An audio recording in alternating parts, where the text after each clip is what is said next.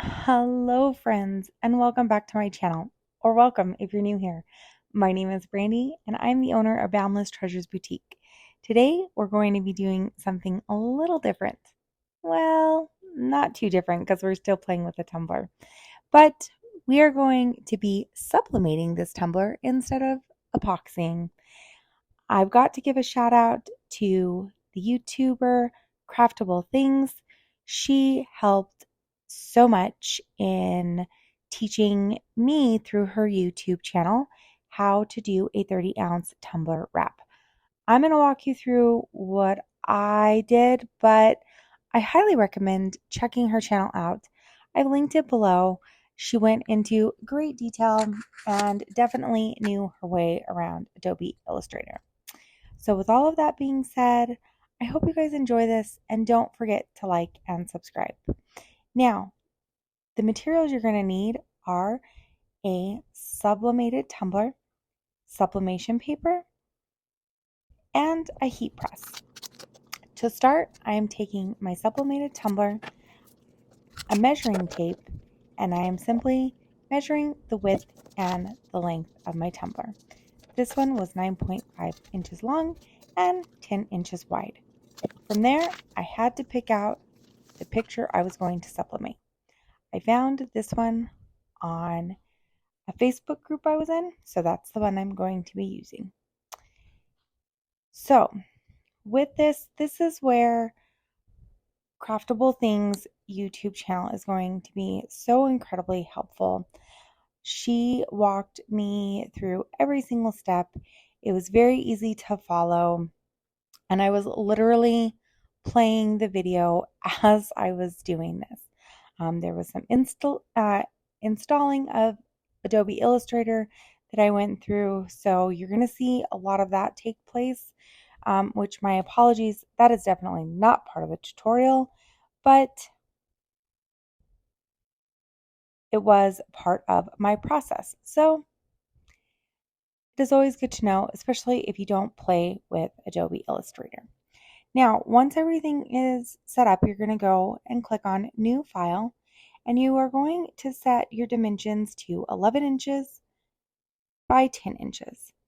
From there, you're going to select your rectangle tool, and you are going to set these dimensions to the size of your cup. So your width is going to be 10 inches and your height is going to be 9.5. I did leave a little room for error just in case. Hindsight, I wish I'd given myself a little more leeway, but I didn't, so there's that. Here you are going to see me struggle to try and figure out how to get my image into this rectangle. She had copied and pasted hers, whereas mine was uploaded. So I was finally able to go through and find the option where I could go in and upload a file. And from there, I selected my file and was able to insert my image. But it definitely was not without its struggle. I am sure over time this will get way easier, but for now, this is what we had to work with. Then I sized my image to the size of my paper. So the size of paper that I'm going to be using is 8.5 and 11. Regular, standard. Oh no, I lied. Not yet. I didn't do that. I sized this to the width of the square that we had set. And I used the square to ultimately make sure that my image was the same size. Now, from here, I selected my printer. This is where I'm going to change it. And my paper type. So it was 8.5 by 11. You'll see here that I did give myself an overlap of 0.25 inches and then printed this bad boy out. Now, once all of that was done, I used my paper trimmer and trimmed off all of the white. I did go in with my scissors as well, just because I had a little bit remaining, and you really don't want that when you're sublimating. If there's white, there's going to be white on the tumbler, and that just doesn't make for a good look. So from here, we are going to figure out which side we want to have be our main focal point. And to be fair, this wasn't a seamless image, so it really didn't matter one way or the other. I kind of was just toying around with it, but eventually we got it all squared away. So I lined everything up to make sure everything was even, and then I taped the top and the bottom of my paper, which will allow me to flip it over and tape that seam. Taping this seam is what is going to allow us to wrap this image all the way around our 30-ounce tumbler, especially when you don't have a printer that prints wide settings. This was so helpful. I literally would have been so mad and so frustrated had I not come across her YouTube video. So again, just go check it out. But once we had it all taped together and there wasn't any gaps in between it, then I could start wrapping my tumbler. Now, I started by turning the tumbler with the top at the base of my table. This allowed me to squeeze my sublimation paper together and make sure that there were minimal gaps.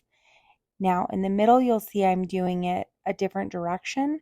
That's just going to help the sublimation seam come together as one. You want that as close together as possible and as tight as possible, because that is going to minimize the look of the seam and it's going to minimize ghosting, which is ultimately where your tumbler and your paper aren't touching. Now, I tried to use the shrink wrap I had bought. Unfortunately, I purchased the wrong size. So, there are a couple things you could do for this. I did not do either. I figured I'd give it a whirl without it. But you can add heat tape throughout to tighten that up, or painter's tape works also. I just chose not to practice, see what happens, trial and error. So here is my tumbler press, and we are going to get this bad boy turned on. And once it's turned on, then we are able to set our temperature and our timer. So initially I had set this way too high. Actually, the perfect temp was about 350 degrees for 60 seconds at each rotation. So when I originally set it, I set it for like 375 for 45 seconds. And then here I checked my phone and I came back and I set it for the right temp and the right time period. And I just let that warm up. It does take a little bit of time to warm up, not too long. The whole sublimating process from turning the machine on to it being finished took about 7 minutes.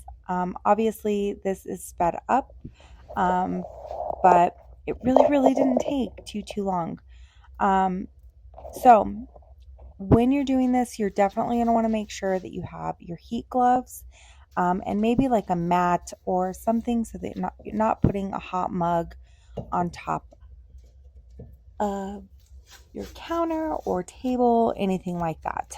And then again, I went back and forth for a little bit here, debating while it was warming up if I was going to put painter's tape around the entire cup or if I was just going to try it without. Like I said, I ended up deciding to just do without and see what happened.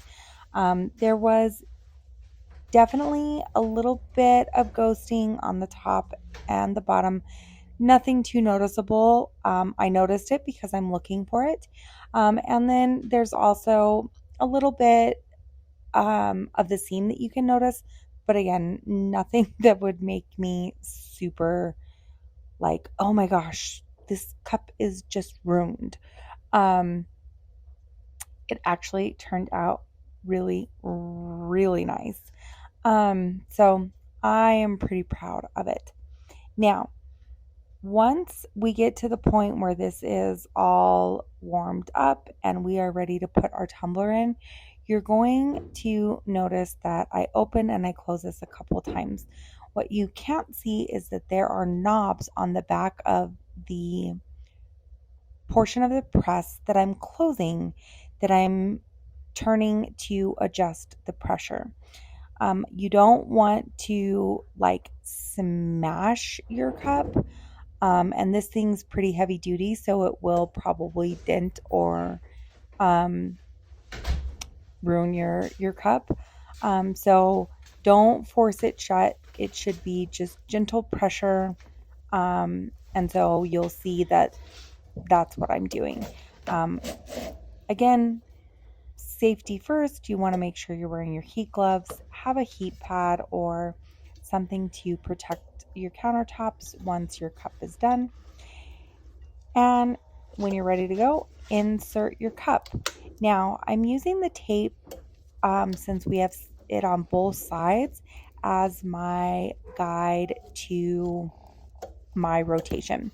So I'm going to do one rotation or one side for 60 seconds, rotate my cup 180 degrees, so until I see the tape on the other side, and then I'm going to do that side for 60 seconds as well. So here's what I'm talking about where I am adjusting the pressure. Eventually we get it pretty good. Hindsight, I wish I would have done this before we were ready to press the cup. That probably would have been way smarter, but we're just going to count down here, and when this is all done, it literally beeps at you to let you know it's time to rotate your cup. So once that is all said and done, again, make sure you're using your hand with your heat glove. I say this because there was a couple times on the first cup I was making that my husband told me, you should really put that glove on the other hand. I was like, why? That's not the hand I use. And he's like, well, you keep reaching with that hand. So just be mindful. It is very, very hot, and you definitely don't want to burn yourself. That would be horrific.